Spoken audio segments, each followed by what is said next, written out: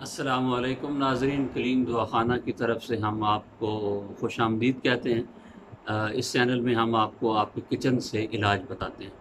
तो पिछले दिनों एक वीडियो बनाई थी जो ये वायरस का बुखार है इसके मुतल्लिक़।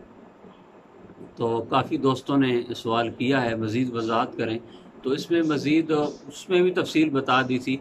अगर आप अपने किचन से इसका इलाज करना चाहते हैं और बाकी किसी पैथी की तरफ आप नहीं जाते, तो उसका बड़ा सादा सा इलाज है जो हम बुखार का करते हैं, इस बुखार का जो वायरस की वजह से फैला हुआ है। एक तो ये है कि आपने सूंड लेनी है 50 ग्राम और मिर्च या 10 ग्राम, और इसके साथ आपने नुशादर ठीकरी, ये आपको किसी भी पंसार की दुकान से मिल जाएगा, ये आपने लेना है 30 ग्राम।